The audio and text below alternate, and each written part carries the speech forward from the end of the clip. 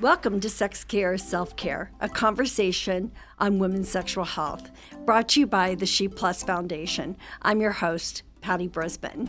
I'm coming to you with an extremely, very, very special guest, Dr. Kelly Casperson. You've been on this podcast before and as our guest. I just want to tell you, I love how much knowledge that you share with so many listeners out there when it comes to sexual health. I see you as a pioneer. I'm going to give you an opportunity to tell our listeners a little bit more about yourself, but I got to have a little bit of bragging rights here. I'm so proud of you. And when you were on the FDA floor fighting for the black box warning, and the day that it got removed, and you and Dr. Rachel Rubin both were there, and you both spoke, and it was the best day of my life. It was one of the best, other than having my children, it was one of the best days. And it was because I'm so about women and women's sexual health and, getting knowledge back to them and educating them. And I've always listened and looked at both of you as pioneers and somebody who are leaders when it comes to women's sexual health. But seeing you on that floor and knowing how hard you had fought to have that black box warning removed, it was a great day. So I know we have probably brand new listeners right now that are out there that don't know anything about you. Can you give them a little heads up about who you are and what you do? Yeah, absolutely. Thanks for having me. And takes one to know one on the pioneer front. So thank you for being you. Thank you. So I'm Dr. Kelly Casperson. I am a board-certified urologist. Urologists are surgeons who take care of the genitourinary system, which includes everything from adrenals, kidneys, ureter, bladder, urethra, prostate, penis, scrotum, vulva, vagina, urethra. And about 7 years into my career, so this is about 7 years ago now, I had a woman change my life, and she is my origin story. And for anybody who knows, the 7-year itch is real, right? So you get a little good at your job, you get a little bit like, what am I doing this for? I'm kind of bored. Am I going to do this forever? And I truly believe the universe said she's ready, and delivered it in that form one of my patients who was crying in my office because of her sexless marriage. And I did not know how to help her. Urologists are experts in male hormones and male sexuality. We don't think twice about trying to help a man with erection and low libido. And I realized then that I did not know how to help her. I was told in training that women are difficult. They take too long in the office. And also don't worry because the gynecologists are taking care of them. And at that moment, all those thoughts came through my head. And I said, is it true? Is it true we don't know anything? Is it true the gynecologists are taking care of them? And that started my deep dive into adult sex ed, human sexuality, specifically female sexuality, and understanding that we actually know a lot. It just doesn't trickle into the lay population. And things work against us. Hollywood tells us things that aren't true about female sexuality. Music, parents, religions, our education, our fear, what I call the pregnancy and infection prevention plan that we got, which we call sex ed. So about a year into my deep dive, I started a podcast, and my podcast is called You Are Not Broken. At that point, podcast will be 6 years old, January 1st. So I always joke my podcast is a first grader now. At that point, I was the one of two urologists that had podcasts. So I certainly didn't think I was going to be accepted. I thought I was going to get my hand slapped for talking directly to the people, right? And started my Instagram because I just wanted more people to listen to my podcast. And that's got 450,000 people now. The podcast gets, 20,000 plus a week listens. I did my second book. And the reason I did my second book is because people kept saying, but you know what happens to your sex life in menopause? People just kept saying that over and over. And I'm like, what happens to your sex life in menopause? What's the role of hormones? Oh, hormones are helpful. Okay. Well, if hormones are helpful, why is everybody afraid of them? Where'd that come from? So started a deep dive on the Women's Health Initiative and the media that took that by storm in 2002. So 23 years ago now. And to end this story where your story began, in November, we stood on the stage at the HHS, which is Health and Human Services, which is bigger than the FDA, right? FDA lives in HHS, and basically announced to the world that the FDA, after long, extensive review of all the literature and data, this was a science decision, not a how do I feel on a Tuesday decision, that they reviewed all the data out there and saying the boxed warning, which is a special warning that only some medications have because of significant threat to life, that the boxed warning will come off of all vaginal estrogen products and will come off of all systemic estrogen products, except for there's going to be a small boxed warning on unopposed systemic estrogen because you need a progesterone when you take that. And that's basically what that says. So that was the completion of the assignment. So it was 2025 has been an absolutely incredible year. It has been an incredible year where women were, I feel like women were kind of put to the forefront for the first time in a long time. And I think that we've got to continue that. We got to continue doing that because there's been so much, we're so far behind when it comes to women and research. And, you know, I don't think this is something that's new that I'm telling you. Menopause is a big one. I mean, there's times people will pull me over in a restaurant or at a shopping mall or wherever I'm at and go, what is this? I'm going through so much. And it's like, and I always tell them, go to Rachel Rubin, go to Kelly's, and I will stand there and help them find your guys' podcasts. And I think you have so much information, and I'm grateful for that. But this newest book, I mean, You Are Not Broken was your first one, which was a great book. And then like a blink of an eye, here's the next one, The Menopause Moment. I mean, what inspired you to go into this one so soon after your first one? Yeah. Well, so the first one, so You're Not Broken is really adult sex ed 101, specifically female, but we include male stuff in there too. And I put a chapter in that book called Maybe It's Menopause. And I actually thought, should I put this chapter in there? Because I want women of all ages to read this book. Are the younger women not going to read it because it's got this menopause chapter in it? But I'm like, you know what? We all need to know what's going to happen. We all know about puberty. We all know about pregnancy, whether we choose to get pregnant or not. Yeah. We should all know about what happens when we outlive the lifespan of our ovaries. So just to clear that up for people, it's not the end of periods. It's not a hot flash. You're outliving the lifespan of your ovaries. That's what indeed menopause is. And so I put that chapter in the You're Not Broken book, and people kept saying, oh my gosh, that chapter was so helpful. Now I understand what's going on. It's not just a hot flash. It's not just my periods ending. It's this profound low production of hormones. And that chapter was the chapter I was like, I don't know if I should put this in there. And it was the chapter that people really appreciated the most. And so the publishers came back and they're like, well, you write another book about sex. And I'm like, well, I can do that. But what I want to do is write a book about menopause. And so they're like, okay, yeah, do that. So the funny thing about it is when people are like, can you tell me how the process of writing a book? I'm like, no, because my process was like the publisher being like, what do you want to write about? And I'm like, menopause. And they're like, okay. But menopause, for anybody who's been living under a rock is having a moment. And then the last 2 to 3 years has really skyrocketed as far as people being comfortable talking about it, people wanting to be empowered about it, people wanting to optimize it. And so it's just a very hot time to have a book about menopause. And I joke that it's called The Menopause Moment because it is having a moment, but I wanted to name it Aging in Captivity. The publishers didn't like that, but all of my fans are like, that's a great name. Yeah. But it's a nod to Esther Perel, Mating in Captivity, which I'm actually just actually rereading right now because it's so good. My clinic has a book club, so we're gonna have a book club on it next week.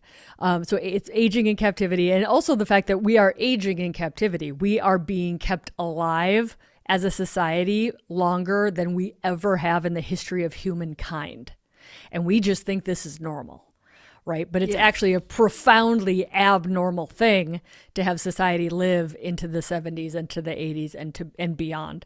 And what we have to do is we have to make decisions about should we replace our hormones because now we're living past the age of our ovaries. And what does that mean? When should we make that decision? All these things. And so all of that's in the book. I think it's great. And I think publishers are good at knowing what people are asking, but you have the public that you are going and you're speaking to. And I think the public is where you should stay, answering those questions. And I think all age groups need to read your book because even though I'm past that, I still have, I'm helping those that are coming and going through some of those changes. So even my 20-year-old granddaughters, I hand them your book and say, you need to read this because I think it's better for them to be aware than it to wake up and say, Mimi, you didn't tell me any of this. I want them to know what this road is going to hold for them. So it's not a surprise because I remember going through some of these things and it was like, the hell's happening? What's going on with me? And, you would go to your gynecologist and it's you're going to be fine. You'll be over this soon. And that's not what any woman wants to hear. I mean, I want to know what can I do differently? I want to bust that myth for people. There's no over menopause. Yeah. Right. People are like, I'm done with menopause. No, your hormones are low forever. Yeah. Unless you choose to replace them. So I think, the older age group kind of dismisses it as something they're through. And it's like, no, there's no through. That's just a linguistic thing we say. You will have low hormones and the consequences of low hormones forever unless you choose to do something about it. And I want to speak to the millennials, like you're talking about, because they're paying attention and they're doing something quite fascinating about this. They say, okay, we see what the Gen X is doing on the advocacy level. We see that the boomers have been suffering for too long. Yep. We have this great idea. How about we don't suffer? And the Gen X and the boomers are looking at them and we're like, whoa. Great idea. Like, why are we suffering? Right. Why do we think this is a badge of honor? And the millennials think we're absolutely stupid, right? So the millennials are like, we got a great idea. How about we don't suffer? How about we start hormones earlier to preserve health instead of wait till our bones are frail and try to get the bones back? So the millennials are paying attention, and mark my word, they're going to do this differently than even Gen X did and how the boomers did. I think that's wonderful. How did you decide that menopause is an evolution and not an ending to a chapter? How did you, you kind of touched it, but can we dive a little bit? Yeah. I would say listening to hundreds and thousands of women, right? Like, and that's why I have a chapter in my book called, basically about mindset. Is because what you believe, who is this famous person who said this? I'm totally blanking. But a famous person said, whether you believe you can do it or not, you're right. Right. And what I mean by that is if you think this is going to be awful, it will be. And if you think it's going to be amazing, likely it will be. So mindset is everything. And so many women are like, I am so much more myself. I know what I want. I am clear on my goals. Like, this is a reckoning. This is a transition. But to view that in a negative way is only one option, right? And that's a choice. And that choice is yours. To be like, we now live so long that we live on average 30 to 40 years post reproductive potential, right? So us being able to have kids is just a moment. It's not the thing. It's a moment. right? And then Right. there's this massive moment, which is actually, if you do it right, the exact same amount of time as the moment where you're able to have kids, right? So everybody, I think it's a huge mindset opportunity.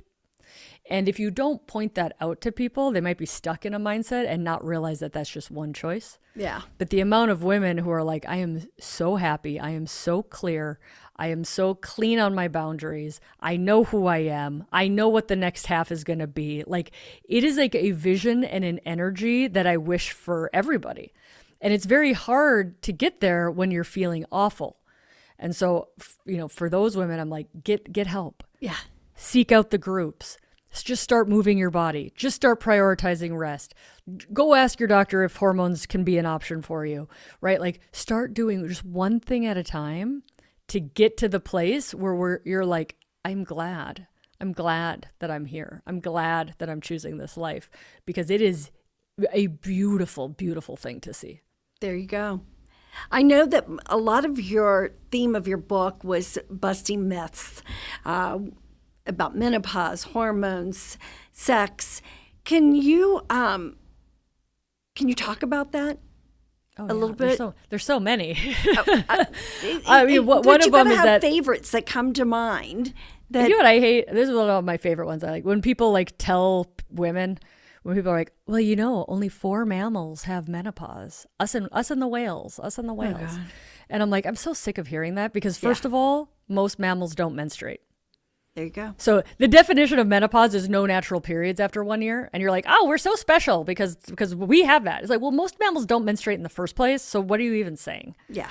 And then second of all, and I talk about this in my book, is you take any animal, all the way down to yeast and fruit flies, mice, orangutans, harbor seals. You take any mammal and you age it in captivity. Again, why did I want this book to be called that? Age it, meaning good food, protect it from the elements, doesn't have any predators, it gets healthcare when it needs healthcare. You do that to anything, and it lives longer than its reproductive potential. Yeast, fruit flies, mice, orangutans, harbor seals, humans. You age it in captivity, it lives longer than its reproductive potential. So that is actually a preserved feature. We just are seeing it on a societal scale.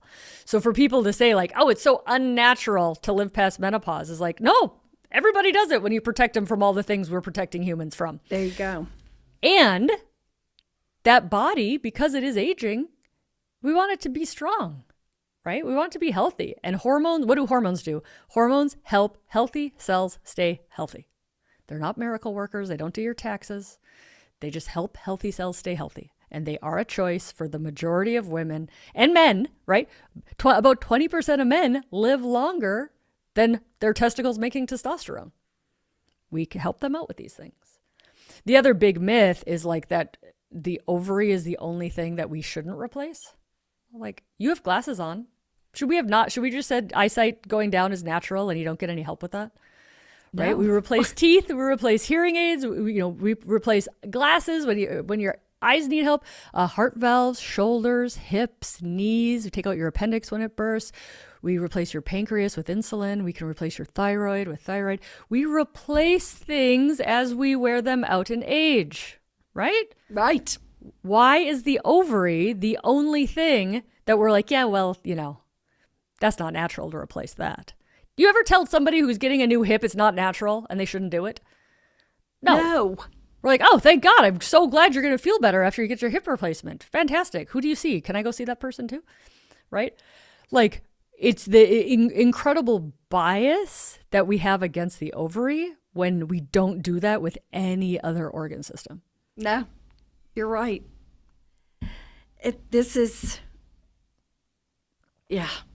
I'm glad this book exists. This gives people those aha moments that they need. You recently were at the FDA talking about the black box label. And can you explain to the audience that decision and how it's changed? Yeah. And what it's changing? It's kind of a history lesson, which is good because it'll explain it all. But in 2002, the media took a paper That the paper hadn't even been published yet. All right, so that's a big no-no. But they took the paper and they basically went on the media and said hormones cause breast cancer and heart disease. Right. And then the paper, because remember, 2002, there wasn't the internet, there was no social media, there was not big podcasts. Like, you had to wait for the paper to come into your mailbox if you were a subscriber of the journal. It came in your mail a week after the media broke it. And then you could read the paper and you're like, oh, but it didn't increase breast cancer over any statistical significance over placebo. Same with heart disease. Right. And the funny, sad thing is this paper's actually been free online for years, and like nobody actually reads it. They just believe that the media was right.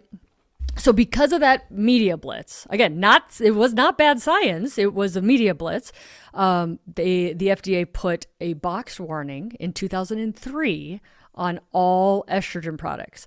So the hormone your ovary naturally makes is called estradiol. That's not even what was studied in the paper, and it got a boxed warning on it also. Yeah. So any route, any dose, any formulation, if it was remotely close to what the study drug was that didn't cause an increased risk of breast cancer over placebo in the first place, got a boxed warning. Now, a boxed warning is separate from the list of drug warnings. Every medication has a list of drug warnings. Boxed warning only goes on certain medications, and it signifies significant threat to life. Not all prescription medications even have a boxed warning. So in the boxed warning, it says probable dementia, not even possible dementia, probable dementia, heart disease, blood clot, breast cancer, and several other things.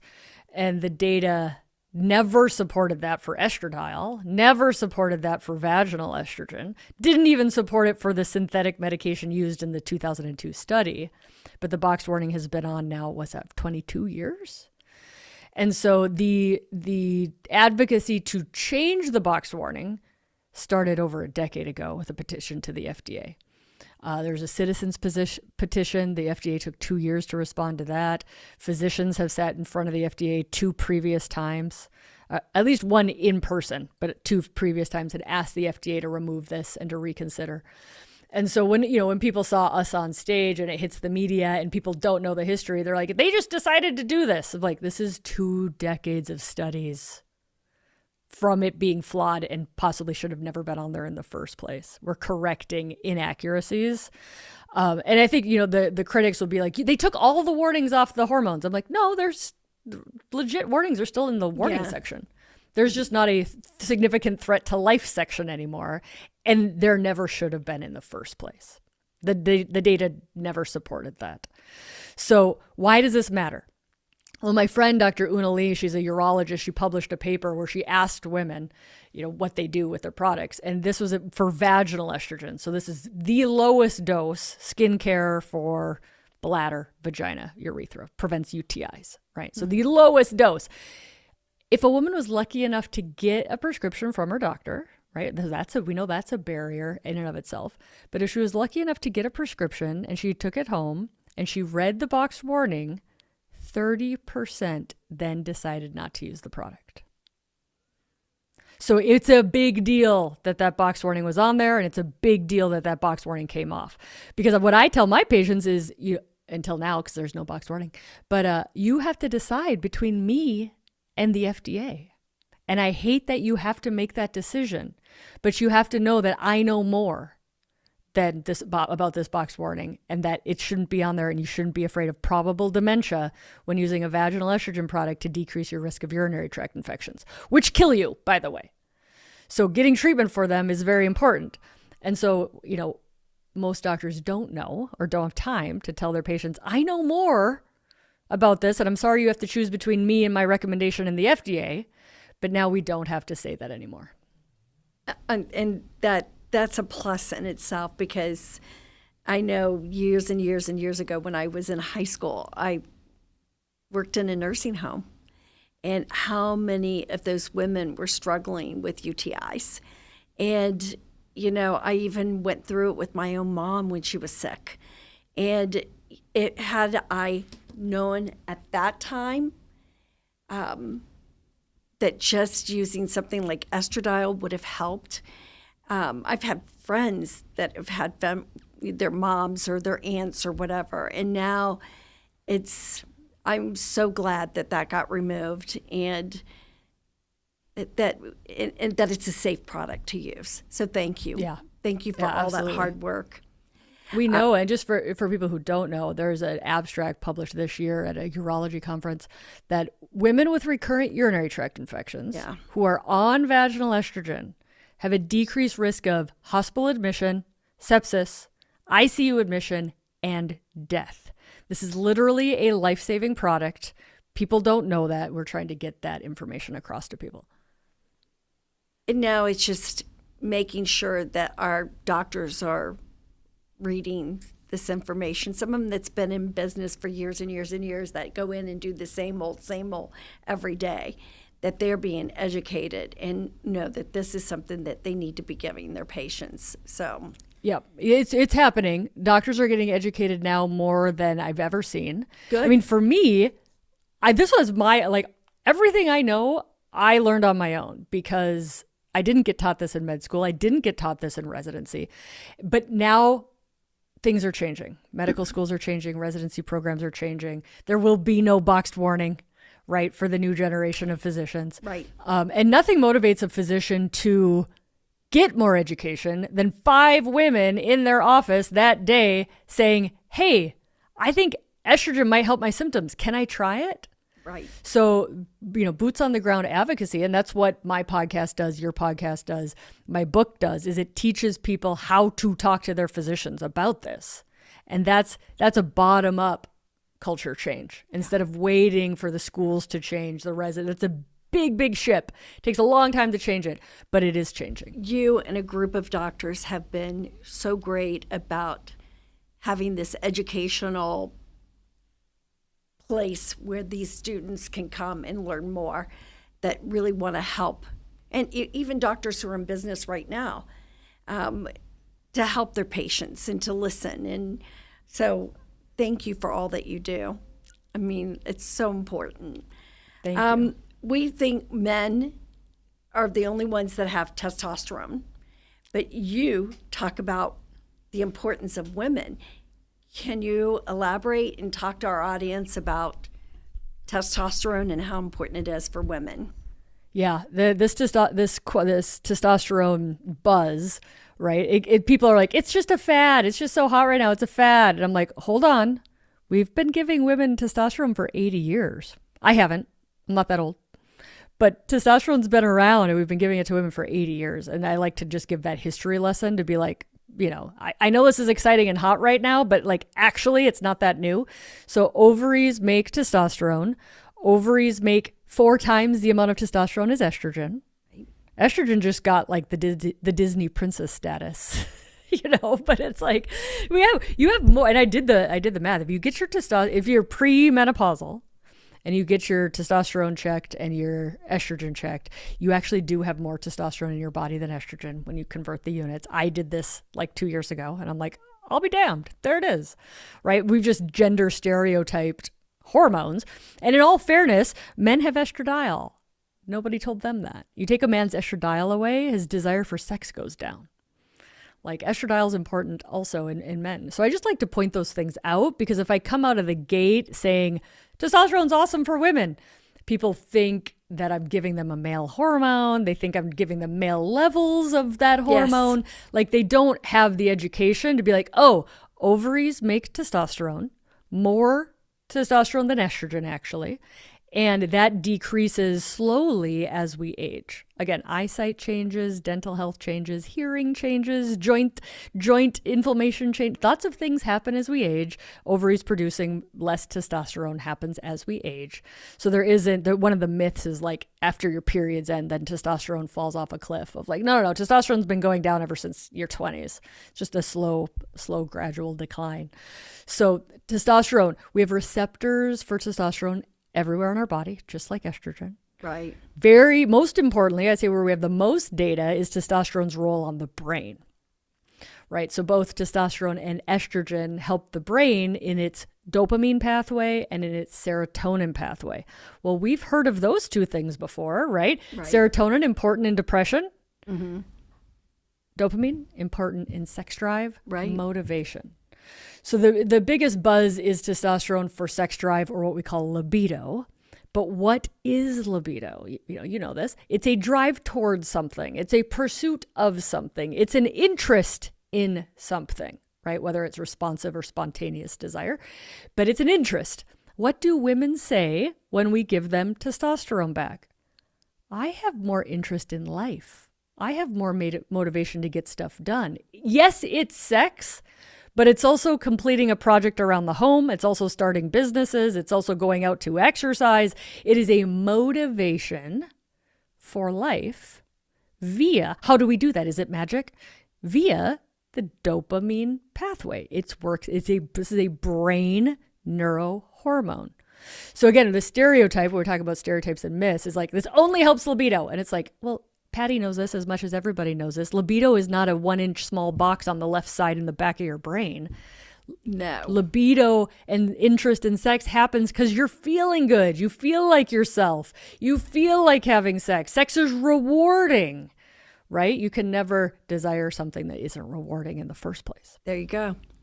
So it is a brain drug. It's a brain hormone.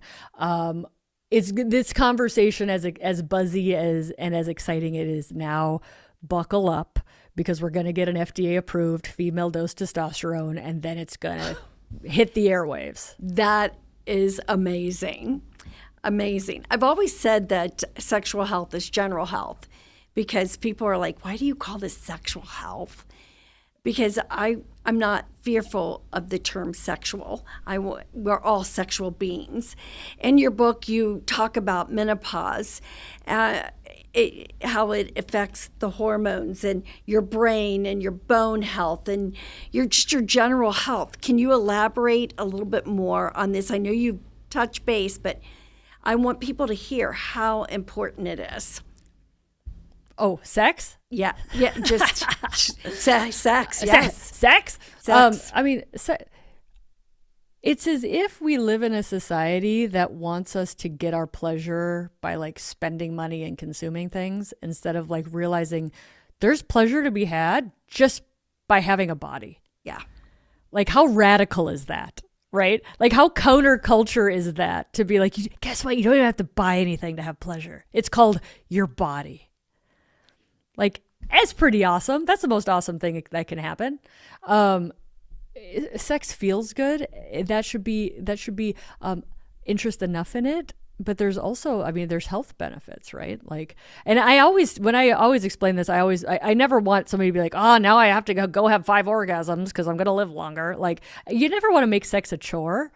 But like, it seems to be a immune system boost. People with colds, like period cramps, seem less like there's like a pain relieving aspect to it. It helps people sleep better. It lowers some people's stress levels. Like, there's all these like health benefits of being sexually active and having orgasms. But I tend to downplay that just because I never want somebody to think it's like, and 8 fruits and vegetables, and don't forget to get zone 2 cardio, and don't forget your orgasm. Like, I never want to make sex a chore, because that's not what sex should be. Sex is pleasure, enjoyment. It's very, very spiritual and in the present moment and mindful for everybody who's interested in that, right? So it's like, there's so much to it, but I always want people to discover it on their own terms and know that they're worthy, because I never wanted to make it like filling out your taxes. No, that would be boring, would it not? That would be awful. In your book, you talk about the midlife brain. What does that term mean? What is that? Yeah. Well, Dr. Lisa Mosconi is really at the forefront of investigating the brain, but a lot of people are looking at the brain because hormones change, right? That's what menopause is. It's a profound low hormone state. Don't think your body isn't affected by that. And the myth was that, don't worry, your brain will adapt. We're very adaptable creatures. You're right. We will adapt. But is that a good thing? Right? And so it was kind of this myth that, like, don't worry, the brain will adapt. You'll be fine. So Dr. Lisa Mosconi in New York did this study where she actually was able to tag estrogen receptors in the brain to be like, do they just go away? What happens? What happens to the brain when your estrogen goes low? What she discovered is that the brain upregulates estrogen receptors. It's looking for every available piece of low estrogen that you have because estrogen helps the brain utilize glucose. Glucose is the main food component of the brain, right? So when people are like, oh, you're fine, you don't need estrogen afterwards. Okay, but the metabolism of your brain changes. Is that important? Yes, it's profoundly important. Because here's the secret that I think a lot of people don't know. On that horrible day that either you or a loved one is diagnosed with dementia. Yeah. Dementia didn't happen on that Tuesday that you were diagnosed. Dementia started 20 years earlier. And your metabolism and the ability of your brain to utilize fuel is one. There's many, many different risk factors for dementia. But metabolism and healthy brain cells started changing 20 years before that awful Tuesday. Well, what happens 20 years before age 70, age 74, average age of dementia diagnosis? Profound state of low hormones. So that's what I want people to think about when you're 50 and you're feeling great and you're like, well, should I take hormones? Should I not? Who do you want to be when you're 84? Do you want to be able to get off the ground? Exactly. Do you want to be able to fall and not break a bone? Right. Do you want to be able to still calculate what the tip is at dinner? Right? Right. So we have to make decisions now for our future self, which is an excellent way to think. Because I'm like, well, what do you want to be doing when you're 78? When women start thinking of her in the future, they make better decisions now. Because I can't decide to start working out once I broke my hip when I'm 84. Like you can, but it's better to start now. But you need a why. And what's a better why than your future self? There you and go. Don't you want her to be proud of you now for doing what you could do to keep her as healthy as possible? This is what I love about your book, because you give so many tools to make informed decisions. What are the 3 questions that every woman, when they're having a conversation with their doctor, what should they be talking about when it comes to their hormones or their sexual changes? Should they be discussing? Should they have a list of questions when they go in? Yeah. So this day and age, if you're in an insurance-based system, you do not have a lot of time. Oh, no, you don't. With your doctor, right? So this is what I say is like, you don't have time to learn in the doctor's office. Get your learning outside of the doctor's office with trusted podcasts, books, social media. And that's what we know. About 85% of women get their medical advice on social media now. It's not going away. And why are they doing it? Because it's free, it's accessible, and it's very hard to learn in a 15-minute doctor visit. So be your own best friend. Be as educated as you can. Learn about this. If you go in there and you're like, hey, what's menopause? That's something you could have learned not in the doctor's office, right? Learn about all that stuff beforehand. It's on us to be an educated consumer, right? I don't go to a car dealership and be like, do you got a car? Right? Like, I'm like, I've researched the make and model and like what this should cost before I showed up, there right? You go. So it's not like, it's like any other informed consumer thing. Know what medications you're on. Know what your health history is. Know as much as you can. I have women come in and they say, oh, I've had a history of breast cancer. And it's not so black and white that you can or cannot be on hormones post breast cancer. But I need to know, what type of breast cancer was it? What stage was it? Did you complete the treatment? How many years ago was the diagnosis? Are you up to date on your mammograms?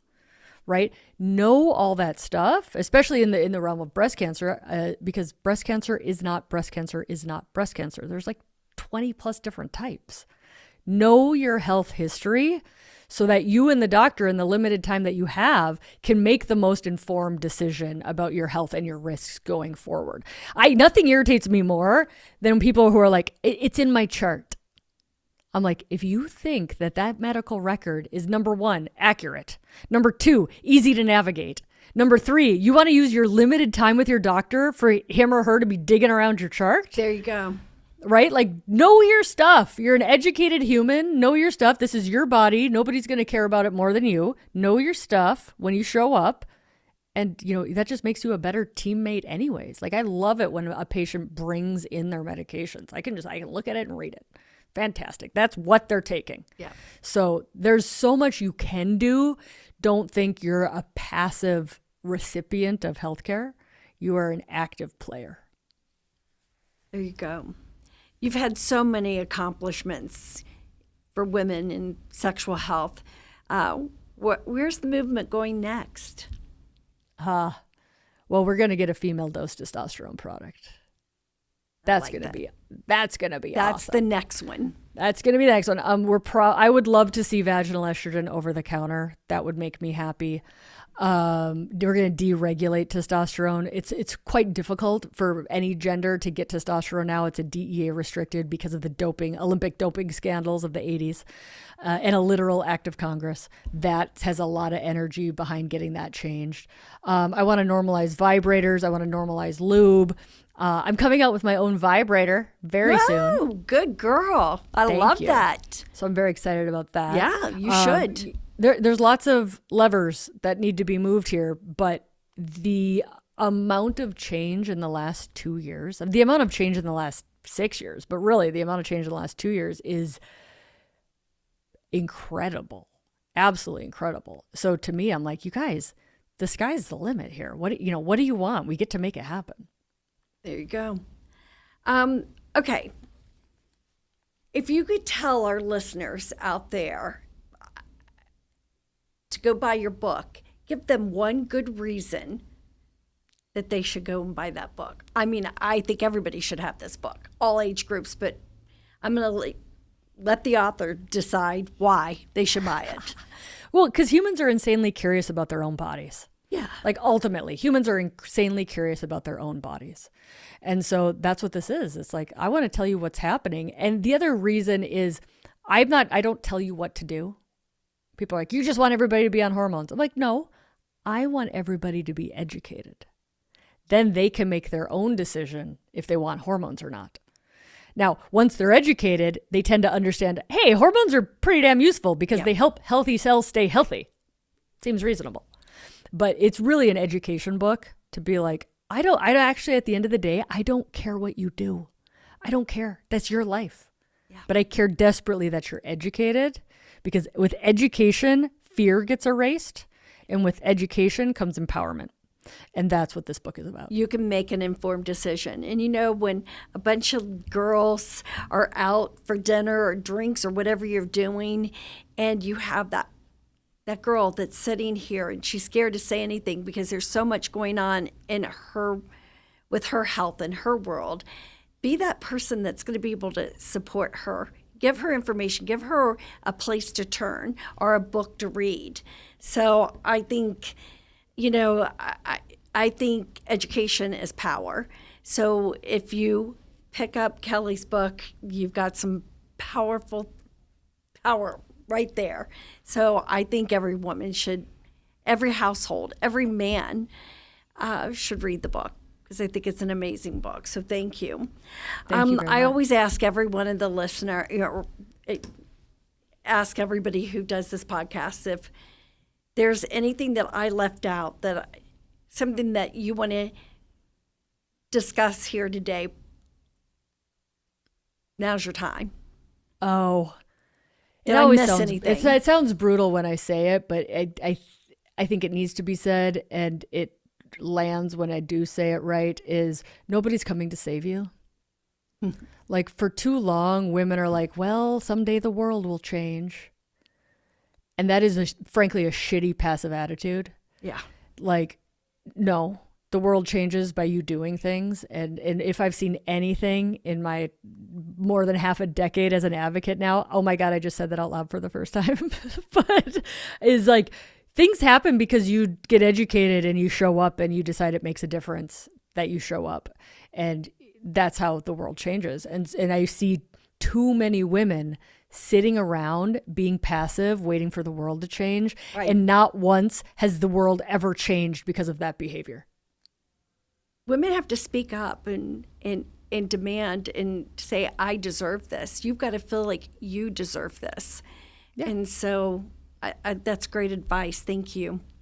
Thank you for asking. It's a good question.